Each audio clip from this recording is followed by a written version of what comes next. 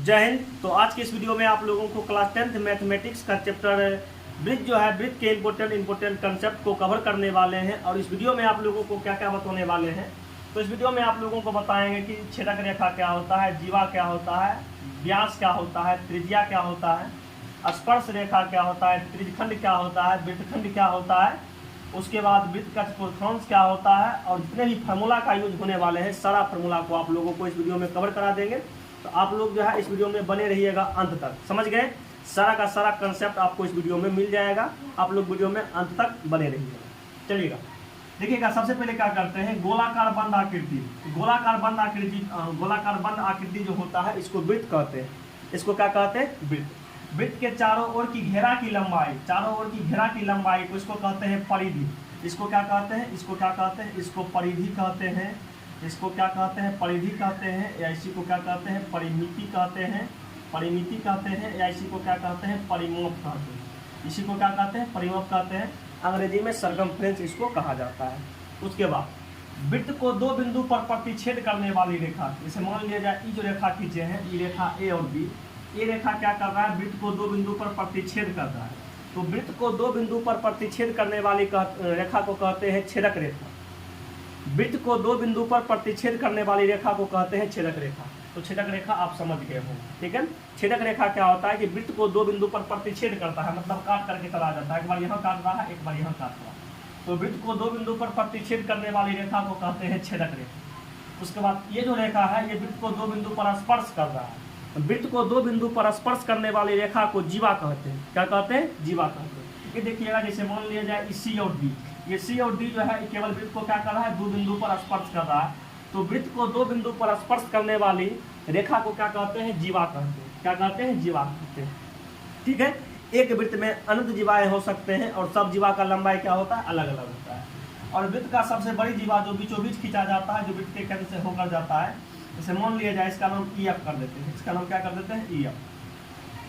तो ये जो है वृत्त की सबसे बड़ी जीवा, वृत्त की सबसे बड़ी जीवा जो होता है उसको व्यास कहते हैं। तो उसको क्या कहते हैं? व्यास, जिसको इंग्लिश में डायमीटर कहा जाता है। और व्यास को दिखाते हैं डी से। व्यास को दिखाते हैं डी से।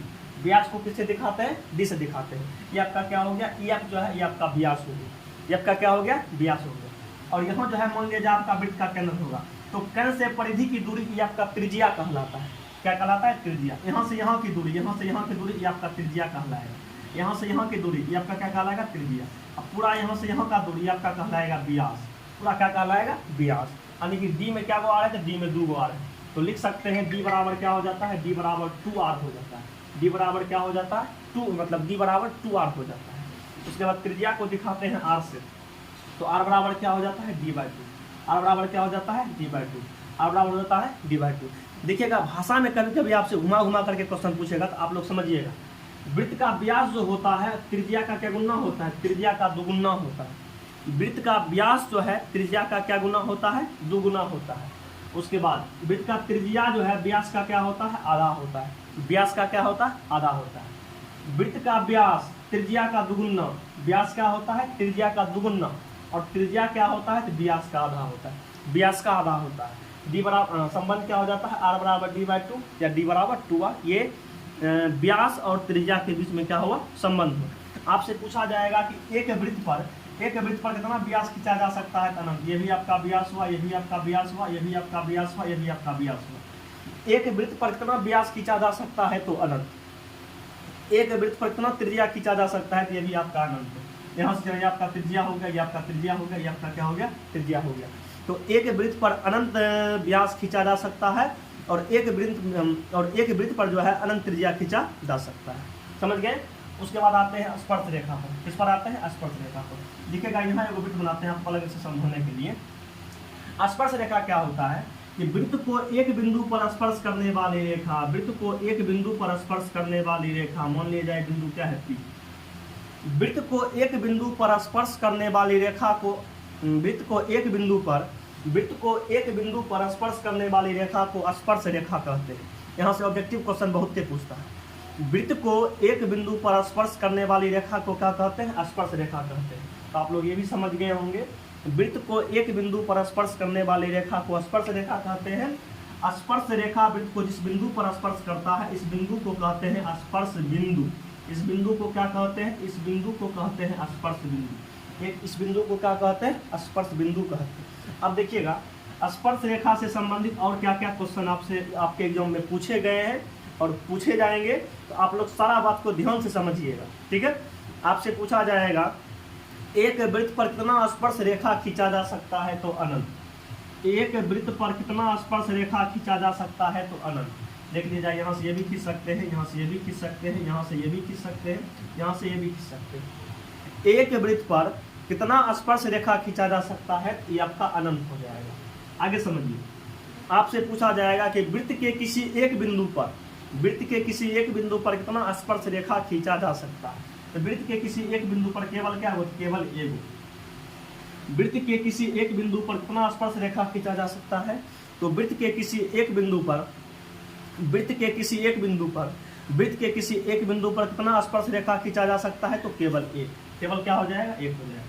आगे आगे आपसे पूछा जाएगा कि बाह्य बिंदु से वृत्त पर कितना स्पर्श रेखा खींचा जा सकता है? बाह्य बिंदु का मतलब मान लिया जाए बाहर वाला बिंदु कोई यहाँ है, यहाँ मान लिया जाए कोई यहाँ बिंदु ए, यहाँ से क्या वो खींच सकते हैं? एगो इन्हें खींच सकते हैं, एगो इन्हें खींच सकते हैं, ठीक है।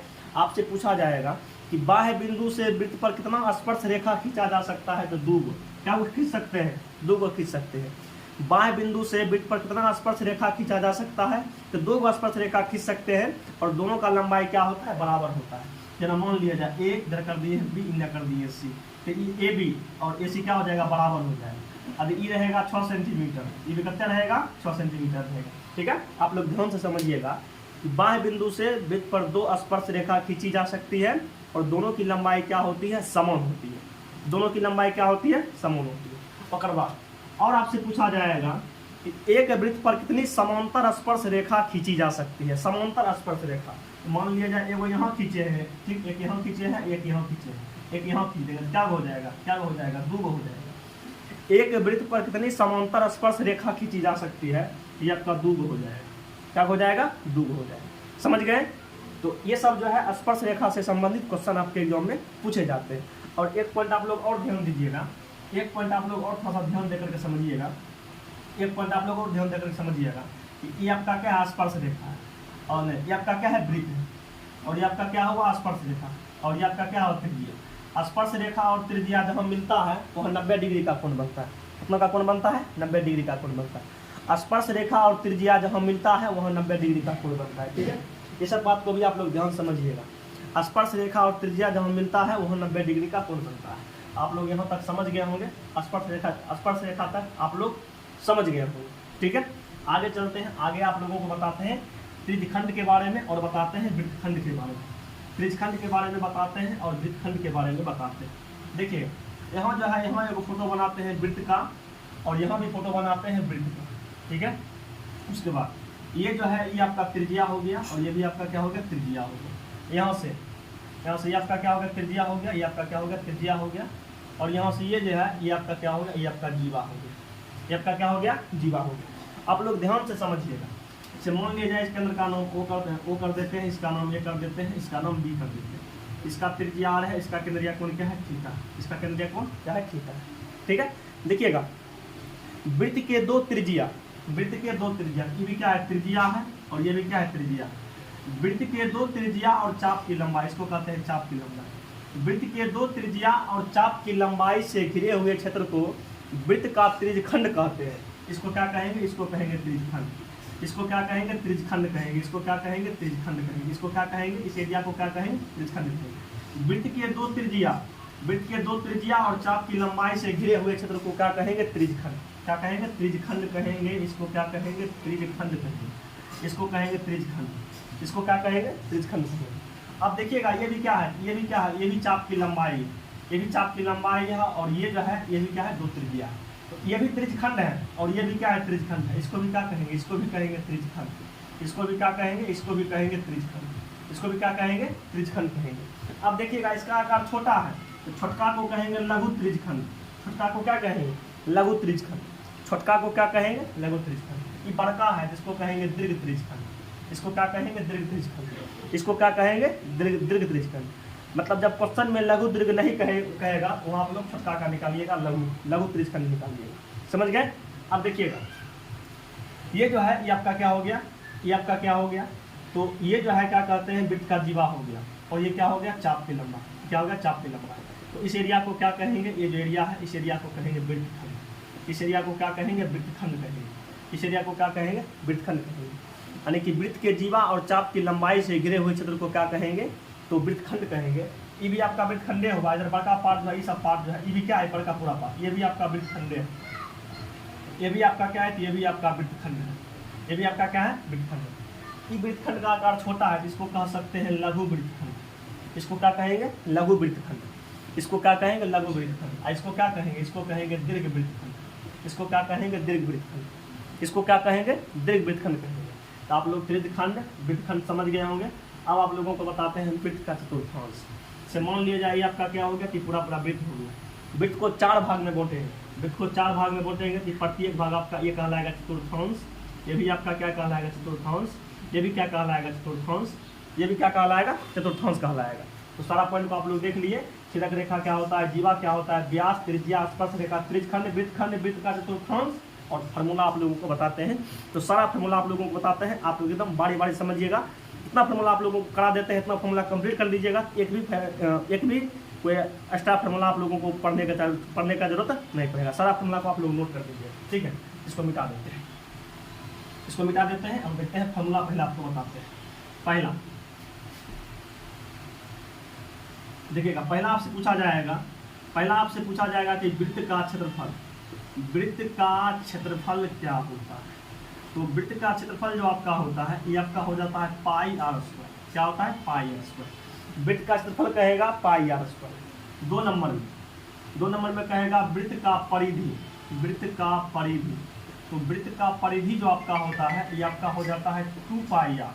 ये क्या हो जाता है 2 पाई आर। वृत्त का परिधि हो जाता है 2 पाई आर।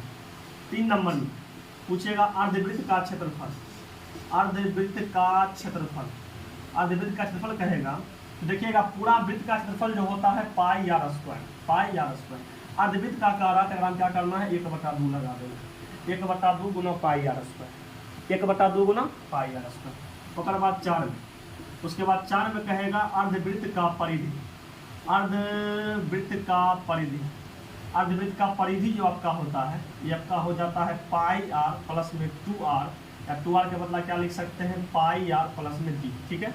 ये या ये मतलब दोनों में से कोनो लिख सकते हैं, पाई आर प्लस में 2r या पाई आर प्लस में d लिख सकते हैं, ठीक है। ये दोनों जो है अर्धवृत्त का क्या होता है परिधि हो जाता है। इतना हो गया। आगे आपसे पूछा जाएगा 5 में पूछा जाएगा त्रिखंड का क्षेत्रफल, त्रिखंड का क्षेत्रफल। त्रिखंड का क्षेत्रफल क्या हो जाता है, त्रिखंड का क्षेत्रफल क्या हो जाता है देखिएगा। त्रिखंड का क्षेत्रफल जो आपका होता है ये θ/360 डिग्री और गुना में क्या हो जाता है pi r square, pi r square. पूरा वृत्त का क्षेत्रफल जो होता है पाई आर स्क्वायर, लेकिन जब त्रिखंड के लिए कहेगा तो क्या करना है θ/360 डिग्री। तो त्रिखंड का कोण रहेगा वो थीटा, समझ गए। उसके बाद पूछा जाएगा चाप की लंबाई, त्रिखंड के चाप की लंबाई, त्रिखंड के चाप की लंबाई, त्रिखंड के चाप की लंबाई, त्रिखंड के चाप की लंबाई। तो त्रिखंड के चाप की लंबाई क्या हो जाएगा देखिएगा। पूरा कहेगा वृत्त का परिधि ये आपका हो जाता है 2 पाई आर, 2 पाई आर। लेकिन कहेगा त्रिखंड के चाप की लंबाई क्या करना है θ/360 डिग्री और गुना कर देना है, तो गुना कर देना है 2 पाई आर, ये आपका हो जाएगा। उसके बाद 7 में कहेगा वृत्तखंड का क्षेत्रफल, वृत्तखंड का क्षेत्रफल कहेगा। तो वृत्तखंड का क्षेत्रफल जो आपका होता है ये आपका हो जाता है क्या कहते हैं r square into pi θ/360 degree और माइनस में 1/2 साइन थीटा। ये आपका क्या कहते हैं वृत्तखंड का क्षेत्रफल हो जाता है, वृत्तखंड का क्षेत्रफल हो जाता है। आप लोग देख लीजिएगा फिर से, वृत्तखंड का क्षेत्रफल बराबर r square into pi θ/360 degree minus में 1/2 साइन थीटा। 8 में आपसे पूछा जाएगा वृत्त के चतुर्थांश का क्षेत्रफल, वृत्त के चतुर्थांश का क्षेत्रफल, वृत्त के चतुर्थांश का क्षेत्रफल आ रहा है। तो वृत्त के चतुर्थांश का क्षेत्रफल, पूरा वृत्त का क्षेत्रफल जो होता है ये आपका होता है पाई आर स्क्वायर। क्या होता है पाई आर स्क्वायर। चतुर्थांश कहेगा तो 1/4 से क्या करना है गुना करना है, ठीक है। तो वृत्त के चतुर्थांश का क्षेत्रफल जो होता है 1/4 गुना पाई आर स्क्वायर, 1/4 गुना पाई आर स्क्वायर। तो ये सब पॉइंट जो है, ये सब पॉइंट आप लोग एकदम आराम से समझ लीजिएगा, ताकि आपसे एक भी क्वेश्चन छूटेगा नहीं। और दो पॉइंट आप लोग ये भी ध्यान दीजिएगा, जो वृत्त का केंद्रीय कोण होता है, वृत्त का केंद्रीय कोण जो होता है ये 360 डिग्री का होता है। कितना का होता है? 360 डिग्री का कोण। उसके बाद अर्धवृत्त पर जो कोण बनता है, अर्धवृत्त पर जो कोण बनता है वो 90 डिग्री का होता है, समकोण होता है। कितना होता है? समकोण। और क्या कहते हैं, 1 मिनट में, और 1 मिनट में घड़ी का सुइया जो बनाता है, 1 मिनट में घड़ी का सुइया जो बनाता है 6 डिग्री का कोण बनाता है। समझ गए? तो ये सब पॉइंट को आप लोग नोट कर लीजिएगा। ये सब पॉइंट आप लोगों को समझ में आ गया होगा। नेक्स्ट वीडियो में इस सब पर आपको क्वेश्चन कराएंगे।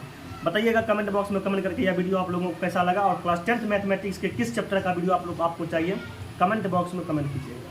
मिलते हैं नेक्स्ट वीडियो में बहुत ही जल्द। जय हिंद, जय भारत।